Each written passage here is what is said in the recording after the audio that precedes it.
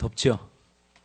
예, 우리 옆에 분들과 인사하겠습니다. 내가 당신의 에어컨이 되어드리겠습니다. 보기만 해도 시원하게. 그렇죠? 감사합니다. 저도 월요일 날 잠시 짬을 내서 우리 청년들하고 조개를 캐러 갔다 와서 휴유증이 좀 있습니다. 소처럼 조개를 캤더니 온몸이 다 쑤시고 지금 일주일 내내 갑니다. 아무튼 즐거운 시간이었습니다. 다음에 기회가 되면 우리 다 같이 함께 조개 캐러 갑시다. 할렐루야. 3,000원 내고 한 15kg 캤어요. 많이 캔 거죠. 근데 작더라고요. 조개들이. 그래서 우리 공평하게 골고루 이렇게 나눠 가졌는데 아무튼 감사를 드립니다. 오늘 로마서 30번째 시간입니다. 걸림돌인가 살림돌인가, 걸림돌인가 살림돌인가 라는 제목으로 하나님 말씀 증거하겠습니다. 요즘 저에게 한 가지 고민이 생겼습니다.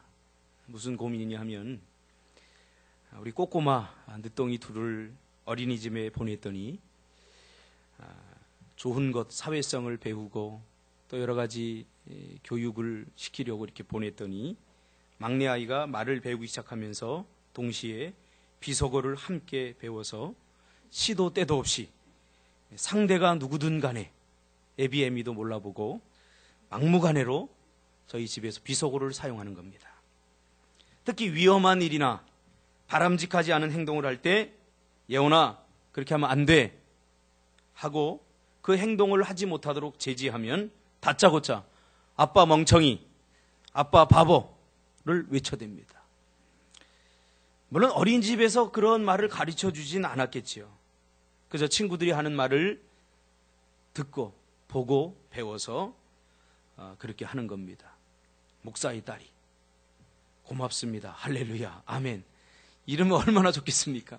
그러나 목사의 집에서도 바보, 멍청이라는 소리가 나오는 것을 생각하면 가슴이 아프기만 하지만 그러나 그 어린 아이에게 그 말이 나쁘다는 것을 어떻게 이해시켜주고 설득시켜줄까 참 고민이 많습니다. 그렇다고 무조건 혼낼 수만도 없습니다. 그 아이가 아빠 바보, 멍청이 분명히 그렇게 하면 다치거나 그렇게 하면 잘못된 행동임에도 불구하고 그것을 제재하면 아빠 멍청이, 바보를 외쳐대는 것을 보면서 저는 한 가지 깨달은 것이 있습니다. 참 사람 안에 있는 죄성은 정말 끈질기다. 누가 가르쳐주지 않아도 본능적으로 자기가 하는 일을 그 어린아이가 좀 막았다고 하지 못하게 한다고 바보, 멍청이를 외쳐댑니다. 내가 먹여주고 재워주고 아플 때 밤새도록 간호를 해줘도 다 소용이 없어요. 자기가 하고 싶은 거 그거 좀 하지 못하게 했다고 다짜고짜 바보 멍청이를 외쳐댑니다. 사람 안에는 자기 맘대로 하고 싶은 강한 이런 욕망이 있기 때문입니다. 그래서 그것을 하지 못하게 될 때 사람 안에 있는 그 죄성은 강하게 저항을 하게 됩니다. 그래서 반골 기질이 나오게 되는 거죠. 자신이 하고 싶은 일에 걸림돌이 된다고 생각하기 때문입니다. 사람은 옳은 것을 알고도 감정이 상하거나 자존심이 상하게 되면 강하게 반발을 하게 되어 있습니다. 오늘도 어떤 분을 만나서 이야기를 하다가 분명히 다수가 이분이 잘못된 것을 알아요. 그래서 좀 알려주려고 이렇게 갔어요. 알려주려고. 그런데 다짜고짜 화를 내면서 그게 뭐 잘못이냐 라는 식으로 자신의 잘못을 인정하지 않았습니다. 1시간, 2시간 거의 다 되도록 이야기를 했는데 절대로 인정하지 않아요. 가만히 보니까 자기의 자존심을 건드린 거예요. 너희들이 뭔데 이러면서 나의 그 일들에 개입을 하느냐 이런 거죠. 이런 거죠. 여러분 이것이 죄성의 끈질김입니다. 죄성의 끈질김. 우리가 예수를 믿어 구원받았음에도 불구하고 이 죄의 성질은 여전히 우리를 힘들게 하고 여전히 우리를 괴롭힙니다. 야, 그렇게 하지 마. 그러면 고맙습니다. 죄송합니다. 잘못했습니다. 그러는 사람 거의 없습니다. 너는 그럼 잘하고 있냐? 라고 반문하며 저항하는 거죠. 예수 믿어 구원받은 하나님의 백성에게도 이런 욕망은 여전히 나를 올가매고 있습니다. 그래서 누군가 자신이 하는 일에 관여를 하며 그러면 안 된다고 말해주면 금방 자존심이 상하고 감정이 상해서 그렇게 저항하게 되는 거죠. 사람은 옳고 그름을 떠나서 옳은 것 말을 하고 옳은 것을 추구하지만 동시에 옳다고 그것을 또 반드시 하지는 않습니다. 이것이 죄인의 이중성입니다. 우리가 하나님의 백성임에도 불구하고 여전히 이런 것에 시달리고 있지 않습니까? 예수님도 마찬가지입니다. 예수님은 당시의 유대 사회의 사회 지도층과 또 경제적 부역층 그리고 종교적 리더층들에게 환대를 받지 못했습니다. 왜냐하면 예수님의 말씀은 옳았기 때문입니다. 예수님이 증거하는 말씀은 옳았어요. 그럼 옳은 말을 증거하면 사람들이 그 옳은 말을 받아들여야 되는데, 그러나 그 옳은 말을 받아들이기는커녕 오히려 예수님을 멸시하고 예수님을 내쳐버렸습니다. 왜냐하면 사회의 지도층들의 잘못된 길에 올바른 말로 맞섰기 때문입니다. 그리고 부자들에게는 부자가 하늘나라 가기가 낙타가 바늘구멍으로 들어가는 것보다 더 어렵다고 말함으로써 부자들의 심기를 불편하게 했기 때문입니다. 또 종교 지도층 사람들인 유대인, 특히 바리새인과 서기관, 사두개인들에게 회칠한 무덤이라고 그러면서 이 돌들로도 아브라함의 자손이 되게 할 수 있다고 하면서 그들의 심기를 불편하게 하고 건드렸기 때문입니다. 예수님의 말씀은 그들의 마음속 깊은 곳까지 도달해서 그들의 마음을 들쑤셔 놓았습니다. 도저히 숨길 수가 없었어요. 그러기에 예수님의 말씀을 달가워하지 않은 것입니다. 여러분들도 은혜를 사모하고 하나님의 말씀을 사모하고 옳은 말을 하고 옳은 이야기를 하지만 사실 그 옳은 이야기를 하는 우리 안에도 누군가 나에게 옳은 이야기를 하고 너 그렇게 살면 안 돼 라고 말하면 고마워하거나 그 말을 달가워하기보다는 여전히 네가 뭔데 내 인생에 개입하느냐 이런 식의 반골 기질이 나오게 되는 것을 보면서 우린 여전히 죄인일 수밖에 없다. 죄성이 얼마나 끈질긴가. 우린 죄에 대해서 너무 함부로 쉽게 생각하는 경향이 있습니다. 그러나 그 예수님의 말이, 그 말씀이 나를 살리는 말씀임을 여러분 기억하시길 바랍니다. 이 말씀에 귀를 기울일 때 살 길이 열리게 되는 것입니다. 유대인들과 이방인들의 차이가 무엇입니까? 유대인들은 죄를 지적하면 저항하고 자신들의 행동과 신앙을 항상 합리화했습니다. 그러면서 논쟁하고 싸우자면서 달려들었어요. 그렇죠? 예수님이 구약의 말씀을 가지고 유대인들에게 전하면 야, 그 말씀이 틀리다. 그 말씀은 아니다. 그러면서 말씀에 대해서 논쟁하고 말씀을 붙잡고 싸우자고 달려들었어요. 이게 유대인들이에요. 그러나 세리나 창기를 비롯한 이방인들은 늘 예수님의 말씀에 맞습니다. 너희들이 죄인이야 라고 예수님이 말씀하시면 맞습니다. 우리는 죄인입니다. 너희들 잘못했어. 그럼 예, 죄송합니다. 잘못했습니다. 그러면서 우리는 이제 어떻게 할까요? 하면서 하나님의 은혜를 구하였던 것입니다. 너희는 믿음이 없다. 그러면 유대인들은 믿음이 뭐냐? 예수 당신이 생각하는 믿음이 뭐냐? 라면서 논쟁하자고 달려들었지만 그러나 이방인들, 세리들, 창기들 이들은 네, 우리는 믿음이 없습니다. 그러면서 믿음 없는 것을 불쌍히 여겨주세요. 우리를 도와주세요. 우리에게 믿음을 주세요. 그러면서 예수님 앞에 겸손하게 반응했다는 겁니다. 여러분 이것이 은혜 받은 자의 모습임을 여러분 기억하시기를 주님의 이름으로 축복합니다. 너희가 믿음이 없어서 그렇다. 그러면 유대인들은 머리를 꼿꼿이 세우죠. 그러나 이방인들은 예, 맞습니다. 우리가 믿음이 없습니다. 용서해 주세요. 우리에게 더 큰 믿음을 주세요. 그러면서 하나님 앞에 겸손하게 반응하는 것을 보게 됩니다. 그러나 유대인들은 어땠습니까? 내가 얼마나 신앙생활 잘하는 줄 아냐?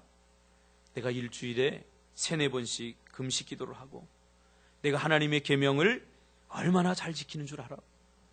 또 나는 11절을 거르지 않고 잘래. 그러면서 자꾸 자기 의를 드러내려고 합니다. 자기 의를 드러내려고 합니다. 자기 공로를 자꾸 드러내려고 합니다. 그러나 오늘 사도 바울은 우리가 의인된 것은 내가 어떤 의로운 행동을 했기 때문이 아니라고 분명하게 말합니다. 하나님께서 우리를 의인 삼아 주신 것은 내가 하나님 앞에 의로울 만한 어떤 행동을 했거나 의로울 만한 어떤 행위를 했기 때문에 우리가 의인이 된 것이 아니라 우리가 의인된 유일한 조건은 바로 믿음 때문이다라고 말합니다. 믿음 때문이다. 오늘도 우리가 하나님 앞에 의인으로 설 수 있는 것은 바로 믿음 때문임을 여러분 기억하시길 바랍니다. 예수님은 예리한 칼날 같은 말씀으로 유대인들의 마음을 깊이 터치합니다. 그러니까 견딜 수 없는 거죠. 왜? 유대인들은 율법이라고 하는 행위로 자꾸 나갔어요. 행위. 자기들의 행위. 그리고 아브라함의 자손이라고 하는 전통, 유전, 이런 것들을 통해서 우리가 의인이다. 우리는 저 이방인과 세리와 창기 같지 않다. 그러면서 자기들의 공로를 앞세우고 자기들의 의의를 드러냈습니다. 사도 바울은 뭐라고 그럽니까? 그 의의가 아무 의미가 없다. 하나님의 백성이 될 수 있는 유일한 조건은 그 은혜를 인하여 믿음으로 말미암아 구원을 얻게 되는 것이다. 그렇게 말합니다. 오늘도 우리가 신앙생활을 하는데 두 종류의 부류가 있다고 생각합니다. 자기 공로, 자기 의를 가지고 신앙생활을 하는 사람이죠. 그런 사람에게는 프라이드도 어느 정도 있습니다.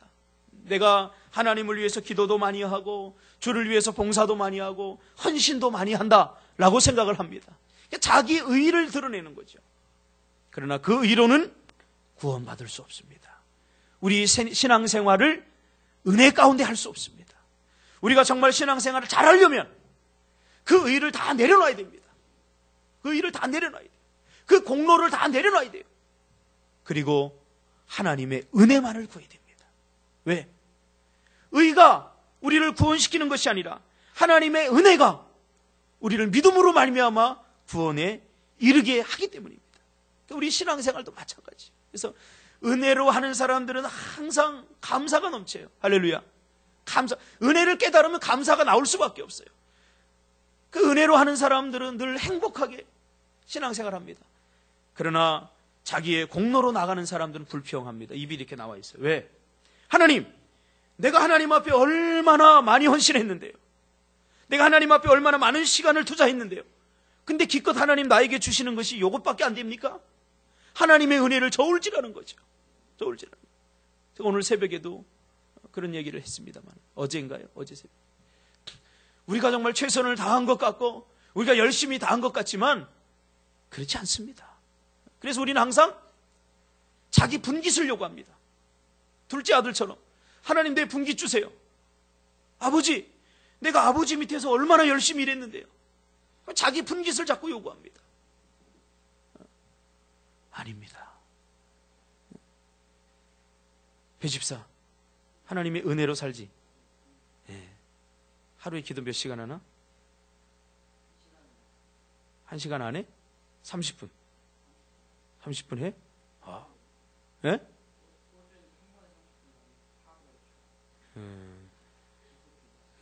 그거 재봤어?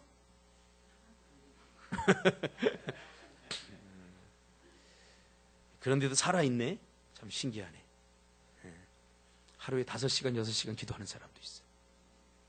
우리가 최선을 이야기하지만 그 사람들이 비하면 우리는 할 말이 없는 거예요, 사실. 자기 자신의 목숨들을 내놓고 아프리카로 가서 말라리아와 싸우며 죽음을 각오하고 선교하는 사람들이 있습니다. 그런 사람들이 비하면 우리가 하나님 앞에 과연 하나님 우리가 최선을 다했습니다. 우리에게 복을 주지 않습니까? 그렇게 말할 자격이 있습니까? 없어요. 비교해보면 우리는 정말로 하나님의 은혜임을 여러분 믿으시기를 바랍니다. 하나님의 은혜예요. 하나님의 은혜. 그러니까 그 은혜로 신앙생활을 해야 된다는 거예요. 믿습니까? 그 은혜로 안 하면 자꾸 다른 사람을 정죄하게 돼 있어요. 5시간 기도하는 사람은 3시간 기도하는 사람인데 그것밖에 안 해? 5시간 봉사하는 사람은 2시간 봉사하는 사람한테 야, 나 5시간 하는데 까불고 있어. 자꾸 이렇게 정죄하게 돼 있다는 거예요. 그러나 은혜로 사는 사람은 5시간 기도하고도 하나님 앞에 늘 부족하다고 이야기합니다. 하나님, 내가 6시간 기도하지 못한 것 죄송합니다. 내가 5시간 헌신하고도 은혜로 하는 사람은 내가 10시간 하나님 봉사하지 못해서 죄송합니다. 이게 은혜의식에 사로잡혀서 사는 사람들이에요. 공로로 신앙생활을 하면 그래서 자유함이 없습니다. 자유. 그러므로 내가 정말로 진정한 의인인지 아닌지는 하나님의 말씀이 나에게 강하게 걸림돌이 되어 나의 잘못을 지적하고 나의 올바르지 못한 행동과 신앙에 제재를 가하고 나를 강하게 터치할 때 그때 내 행동이 어떤가를 보면 알 수 있습니다.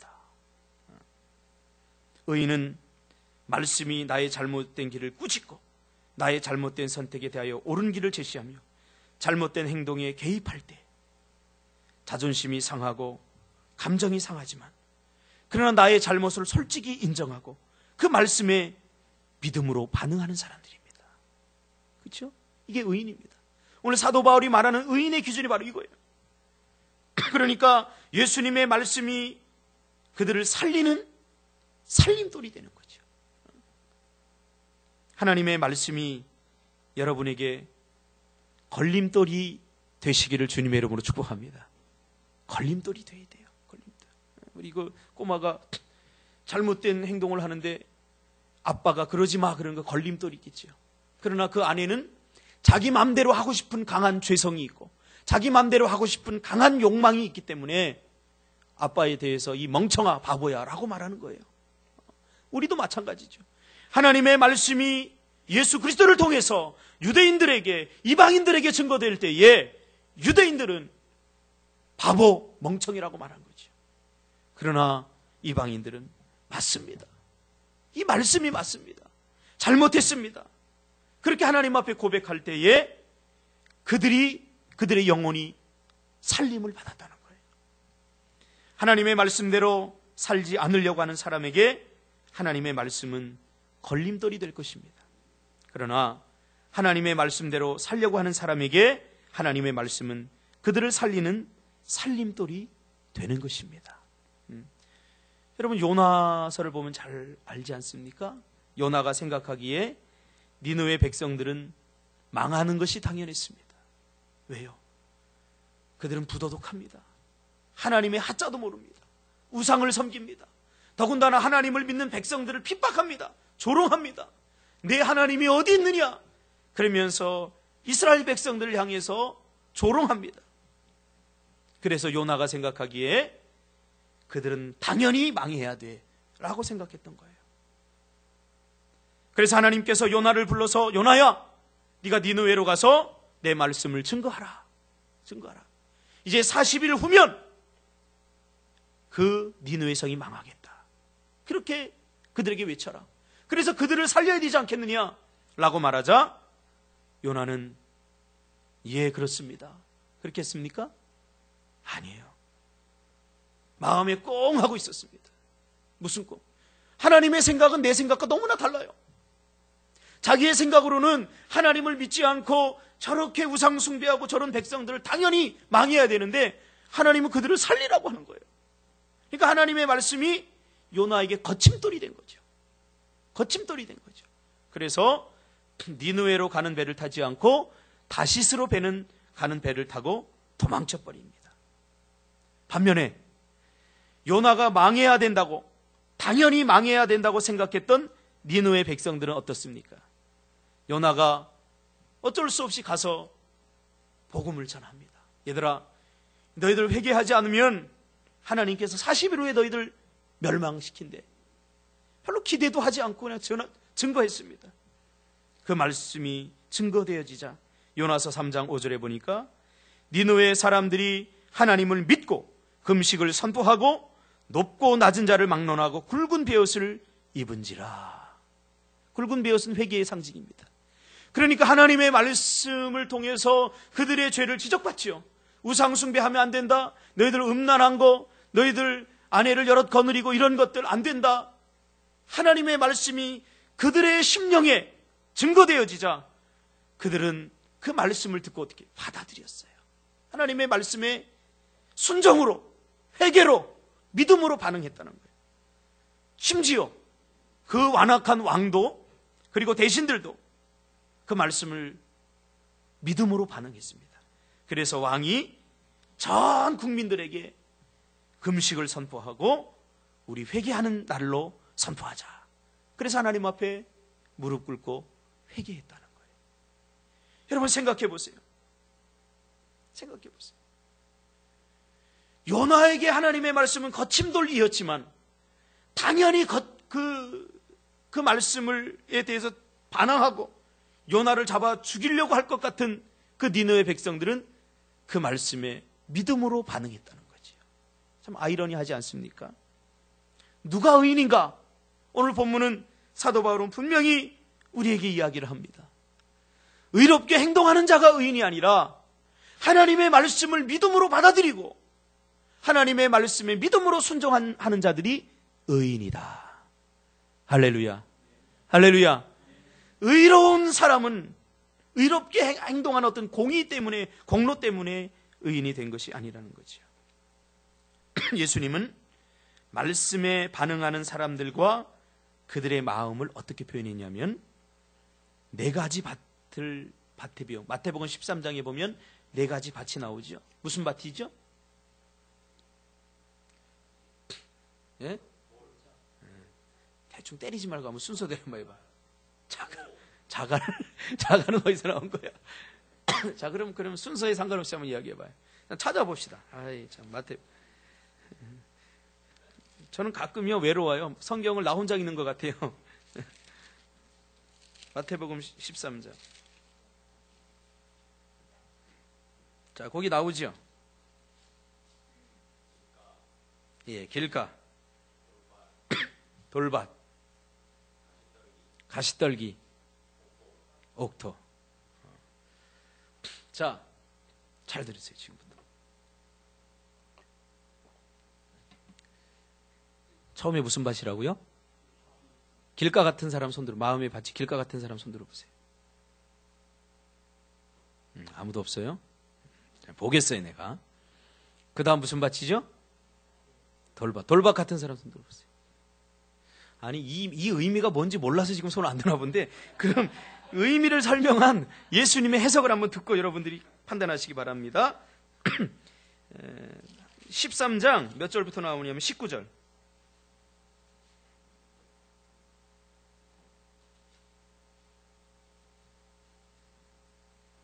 자, 19절부터 한번 여러분 읽어보세요. 읽어보고 내 마음의 밭이 무슨 밭인가 우리 스스로 자수하여 광명을 찾읍시다. 자, 예수님께서 해석을 해주셨기 때문에 우리는 더 이상 어떤 거기 래퍼가 필요 없지요. 자, 길가는 어떤 밭을 말하는 거죠? 이 지금 밭은 우리의 마음을 표현하는 거예요. 그럼 길가는?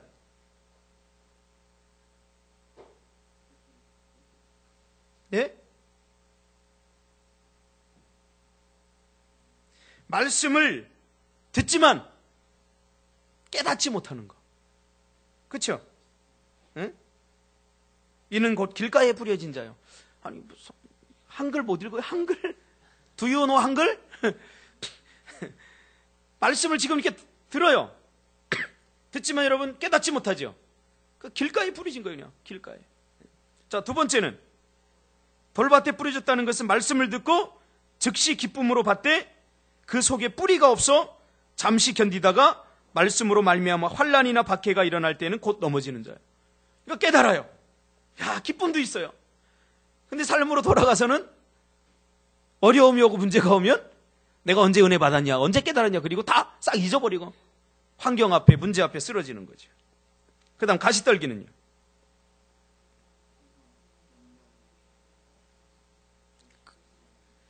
그렇죠.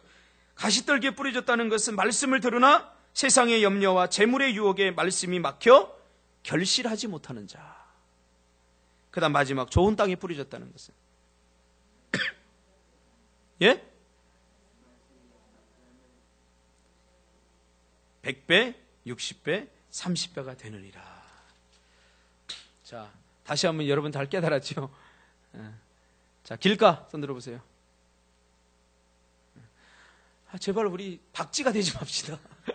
모르겠습니다 그러지 맙시다. 우리 좀 묵상 좀 해보세요. 예? 전부 다 같아요? 마음속으로 들라고요? 그럼 안 해요 저는. 자, 이건 뭘 말하냐면요, 이 네 가지 밭은 하나님의 말씀을 듣고 어떻게 반응하느냐, 반응에 따라서 네 가지로 갈라지는 거예요. 이 네 가지 밭은 각각 따로따로 있는 게 아니에요. 이 네 가지 밭이 마음에 동시에 존재하는 거예요. 마음의 밭에. 그래서 그 말씀을 듣고 믿음으로 반응하는 사람은 좋은 옥토가 되는 거죠. 그렇죠? 그래서 그 말씀을 믿음으로 반응할 때 그 믿는 그 모든 내용들이 우리의 삶에 30배, 60배, 100배로 결실이 되는 거죠. 할렐루야. 그 말씀을 들을 때 어떻게 반응하느냐가 중요한 거죠. 유대인들처럼 막 저항하고 막 이렇게 하는 반응은 어때요? 옥토에 떨어진 밭이 아니죠. 어떻게 알 수 있느냐? 예수님이 이 비유를 말할 때 유대인들의 팔레스타인 1세기 유대인들의 문화를 그대로 차용합니다. 그러니까 유대인들의 팔레스타인들의 밭은 오늘날 우리 밭처럼 이렇게 농경지가 잘 정리된 밭이 아닙니다. 여러분 생각해 보세요. 무슨 밭에 길이 있습니까? 무슨 밭에 밭을 갈지도 않아서 무슨 돌이 있습니까? 무슨 가시떨기가 그대로 존재합니까? 밭에? 여러분 밭에 가보세요. 그런 그 밭은 못 쓰잖아요. 다 정리가 됐잖아요. 근데 유대인들의 이 1세기 팔레스타인 사람들의 밭의 개념은 이런 하나의 어떤 동산이 있습니다. 지금처럼 이렇게 쟁기나 이런 것들이 잘 있었던 게 아니기 때문에 이런 자그마한 동산이 있습니다. 산으로 이루어진. 그러면 이 밭을 일굽니다. 그러니까 물건을 나르거나 옮기거나 이런 도구들이 별로 없기 때문에 돌은 한 곳을 이렇게 모아놓습니다. 그렇죠? 왜 밭을 일구다 보면 큰 바위돌 같은 것도 있어요. 그럼 그 돌에다가 이렇게 돌을 모아놓습니다. 그리고 뿌리 깊은 가시나무 같은 것은 이게 잘 뽑히지 않아요. 그런 건 여전히 존재합니다. 그리고 이 동산 같은 거이기 때문에 사람들이 한 방향으로 이렇게 길을 따라 갑니다. 그럼 계속 다니면 그게 뭐가 되죠? 길이 되는 거예요. 그러니까 이것이 한 밭에 동시에 존재하는 거죠. 그러니까 여러분 안에는 이 네 가지 마음이 같이 지금 동시에 존재하는 거예요. 그래서 농부들이 씨를 뿌릴 때 어떻게 잘 좋은 밭에만 이렇게 뿌린다고 뿌리는데 가끔 어떤 씨앗은 길가에도 떨어지기도 하고, 그렇죠? 100% 물론 좋은 밭에 다 떨어지겠죠. 그러나 이렇게 뿌리다 보면 어떤 씨앗은 돌짝밭 사이로 들어가기도 하고, 잘 뿌린다고 뿌렸는데 그 옆에 옥토와 맞대어 있는 곳에는 가시 떨기에도 떨어지기도 하고, 그렇게 되는 거죠. 그렇죠? 자, 우리 여러분 마음 안에는 이 네 가지 밭이 다 존재합니다. 그러니까 정답은 뭐예요? 정답은 뭐예요? 다 해당되는 거죠. 그러나 좋은 옥토의 밭이라고 하는 것은 하나님의 말씀이 이렇게 떨어져요. 지금 여러분에게 떨어져요. 내가 주일을 성수해야 돼 라고 말씀이 증거될 때 어떻게 주일 성수를 해? 이 반응에 의해서 옥토가 되기도 하고, 처음에 그래 주일 성수해야지 했다가 주일 성수할 수 없는 어려운 환경이 올 때 쓰러져 버려. 그건 무슨 밭이야? 가시밭 아닌가? 돌짝밭인가? 돌짝밭. 그래. 이렇게 되는 거죠. 그러니까 하나님의 말씀에 어떻게 반응하느냐에 따라서 우리의 마음이 결실되어진다는 거예요. 그러니까 유대인들은 거기에서 실패를 한 거죠. 그래서 예수님은 말씀에 반응하는 사람들과 그들의 마음을 이 네 가지 밭에 비유하면서 믿음으로 반응하는 밭을 옥토다, 그렇게 정의를 하고 있는 거죠. 여러분의 인생에 하나님의 말씀을 순종하고 믿음으로 받아들이면 30배, 60배, 100배의 결실이 맺혀짐을 믿으시기를 바랍니다. 그러므로 우리의 삶에 결실 맺는 풍성한 삶을 살기 위해서는 말씀의 믿음으로 반응해야 돼요. 할렐루야. 말씀의 믿음으로 반응하지 않으면 우리는 늘 궁색할 수밖에 없어요.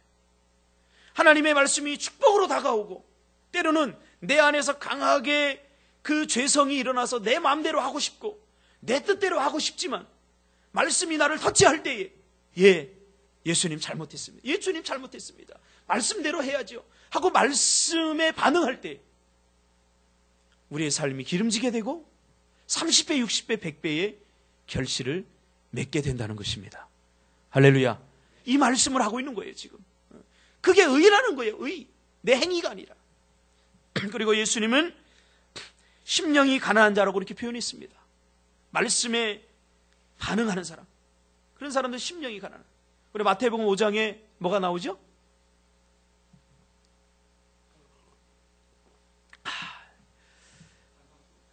산상수, 팔복 다 맞습니다.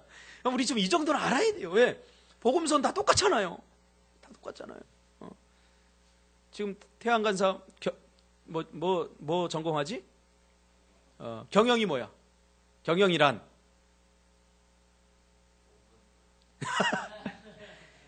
전공하면 그 분야의 전문가가 돼야 되잖아. 그렇지?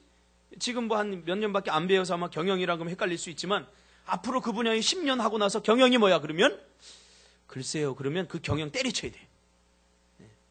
한 분야에 10년 정도 우리가 헌신하면 달인이 돼야 돼. 달인이. 내가 얘기했잖아. 변병현 집사님. 10년 동안 소만 키우고 소에 대해서 하더니 소박사가 돼. 소박사. 소에 대해서 물어보면 다 알아요. 다 알아요. 수정할 때 이 소가 임신을 할 것인가 아닌가를 이렇게 수정할 때 벌써 다 안다는 거예요, 본인은. 그 정도 전문가예요. 그렇다면 여러분, 우리 하나님의 백성들은 말씀의 전문가가 되어야 됩니다. 말씀대로 산다고 하면서 말씀에 무지하거나 말씀에 믿음으로 반응할 수 없다면 우리가 어떻게 풍성한 삶을 경험할 수 있습니까? 의인은 믿음으로 말미암아 삽니다. 그 말을 다른 말로 바꾸면, 오늘 본문에 있는 말로 바꾸면 의인은 말씀으로 말미암아 사는 거예요. 믿습니까? 말씀으로 말미암아 사는 거예요. 그래서 여러분, 말씀에 무지한 자가 되지 않기를 주님의 이름으로 축복합니다. 말씀에 무지한 자가 되서는 안 돼요. 그래서 우리 교회에서 성경 공부를 할 때 현선아 어떻게 해야 돼?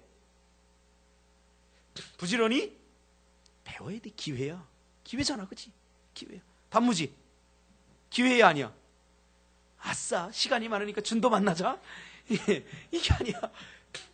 말씀을 배워야 될 기회야. 우리 일평생에 이렇게 좋은 기회는 없어요.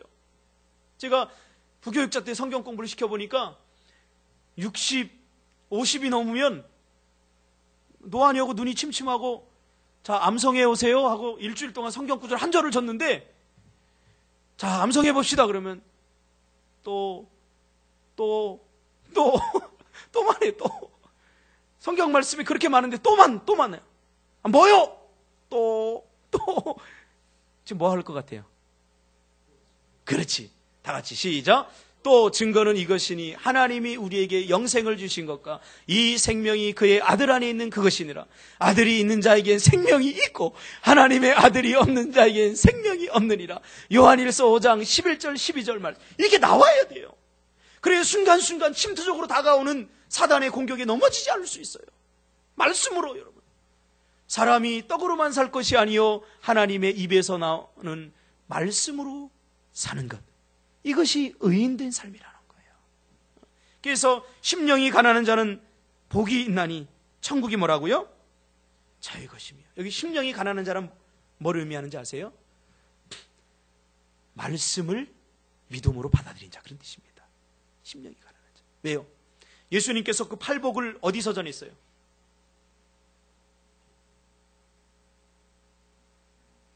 무식이 상식입니까? 예, 그렇죠. 그게 산상보훈이라고 그러잖아요. 예수께서 무리를 보니고 산 위에 올라가 앉으시니 제자들이 나온지라 입을 열어 가르쳐 가라사대 심령이 가난한 자는 복이 있나니 천국이 저희 것이며. 왜 그렇게 한 줄 아세요? 그때에 그 수많은 사람들 중에 예수님의 말씀을 들으러 온 사람들은 세상에서 성공하고 세상에서 명예를 갖고 그런 사람들이 아니었어요. 절박한 사람들, 하루 벌어서 하루 먹고 사는 사람들. 이 말씀이 아니면 안 됩니다. 그 말씀을 듣기 위해서 모여든 거예요. 그러니까 예수님이 딱 보니까 거기에 보니까 전부 다 고위층들 이런 사람들 없어. 다 정말 민초들이야. 그들을 보면서 예수님은 심령이 가난한 자라고 말했어요. 왜? 예수님의 말씀을 그리워하고 예수님의 말씀이 아니면 안 됩니다. 우리 살 수 없습니다. 그런 자들이 모였기 때문이죠. 여러분의 심령이 그렇게 되기를 원합니다. 돈을 위한 삶고, 물론 돈이 있어야 돼요. 그러나 가장 우선되는 건 뭐예요? 하나님의 말씀을 그리워하고 말씀을 듣고 또 이렇게 수요일날 나오고 또 언제도 나와야 돼. 준서가 새벽에도 나오고 또 언제도 나와야 돼. 금요일날도 나오고. 그래도 안 되면 어떻게? 말씀을 여기다 새겨. 하루에 한 구절씩. 타투? 타투. 이렇게 타투 하잖아요. 여기 새겨. 새겨 지우고 그 다음날 또 새기고. 어떻게 되돌이겠어요? 컨닝 페이퍼 할 때 여러분 다 써봤잖아요. 단문지 써봤어, 안 써봤어? 써봤지? 네. 이렇게 써. 그래서 암송하고 늘 하나님의 말씀과 가까이 하시기를 바랍니다. 거기에 우리 살 길이 있습니다. 에스겔 37장에 보면 에스겔 골짜기에 마른 뼈들이 나오죠. 그 마른 뼈들이 왜 말라 죽은 줄 아세요? 예, 맞아요. 물론 그렇게 해석하는 사람은 없어요. 근데 제가 생각하기에는 이건 정확한 해석은 아닙니다. 전후 문맥과 에스겔서 전체를 볼 때 이스라엘 백성들이 왜 그렇게 말라 죽었느냐. 영의 양식인 하나님의 말씀을 받지 못해 굶어 죽어버리고 영적으로. 그것을 상징적으로 보여준 거예요. 환상으로 보여준 거예요. 그러니까 그들을 무엇로 살아났어요? 굶어 죽어서 하는 사람 뭐 줘야 돼? 그렇지. 또 이 순간에 링겔 그러면 안 돼. 밥을 줘야 돼. 밥을 주면 살아나. 나는 그것을 우리 집사람 보고 매일 은혜 받아요. 우리 집사람 배고프면 신경질내 막 다 죽어가 막. 근데 밥 한 숟갈이 들어가잖아요. 그럼 막 행복해 막 살아나 막.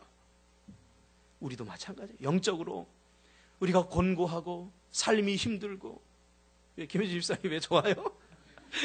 어렵고 참 스트레스 막 예민하고 왜 우리가 영적으로 굶주렸기 때문에 그래요. 여러분 하나님의 말씀을 들으시길 바랍니다. 거기에 우리 살 길이 있음을 기억하시고 다 같이 의인은 뭐로 산다고? 말씀으로 말미암아 삽니다.